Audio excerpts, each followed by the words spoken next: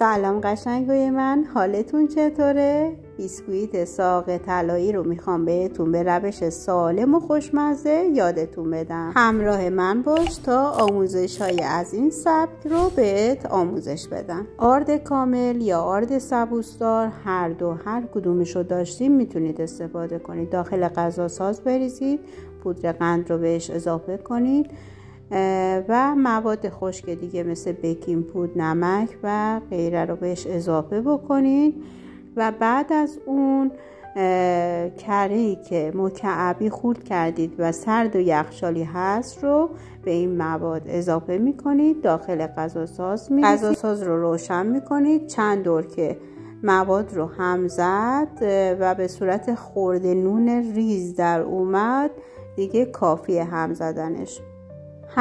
حتما کره باید سرد و یخچالی باشه. تا موقعی که شما موادتون رو آماده میکنید کره رو داخل یخچال نگه دارید تا سرد و یخچالی بمونه. بعد از اون که به حالت خرده نون در اومد، شیره انگور یا شیره خرما یا ترکیب هر دو هم میشه. من از 4 شیره استفاده کردم. شما از هر شیره‌ای که دم دستتون هستش میتونید استفاده بکنید. بعد از اینکه شیره کاملا به خورد مواد رفته، شیر رو کم کم اضافه میکنیم. شیر رو اول 1/3 رو اضافه میکنیم هم بخوره. بعد از اون اگر نیاز داشت دوباره شیر رو اضافه میکنیم. در حالتی که یه مقدار از مواد رو داخل دستتون فشار بدین و خمیر کاملا با هم دیگه منسجم بشه کافیه. دیگه نباید شیر رو اضافه بکنید. من یه مقدار از شیرم اضافه اومد. بستگی داره که آبخوره آردتون چقدر باشه. ممکنه که همه شیر رو بخواین استفاده بکنید، پس زیاد از حد نباید استفاده کنید. در این حالت یه مقدار حالت خرده نونی هستش. یک کوچولو که ورزش بدین خمیر کاملا منسجم میشه. نباید زیاد از حد بهش مایعات اضافه کنین چون بیسکویتمون از اون حالت تردی دیگه در میاد. بعد از اینکه خمیر رو یه مقدار ورز دادید و منسجم شد، داخل نایلون بذارید و حدوداً نیم ساعت داخل یخچال استراحت بدید. بعد از استراحت خمیر بیسکویت یه مقدار از خمیر رو از نایلون در میارید. بین 2 نایلون بازش میکنید. حدوداً 2 یا 3 میل، بیشتر نشه بهتره، چون باعث میشه که اون تردی خودش رو از دست بده و حالا موقع پخت مدت پختش طولانی بشه و بیسکویتتون سفت بشه.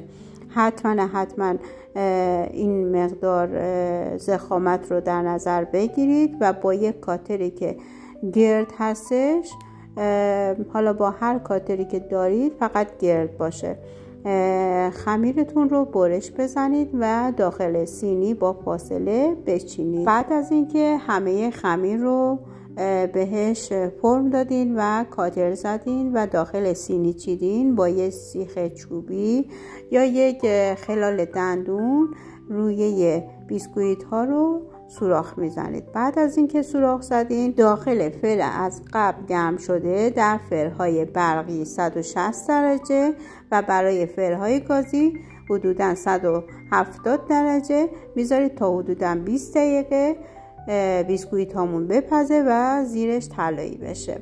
در این حد کافیه. بعد از اینکه پخت و کاملا سرد شد میتونید استفاده کنید و نوش جان کنید. نکات ریز رو در دیسکریپشن نوشتم، حتما بخونید.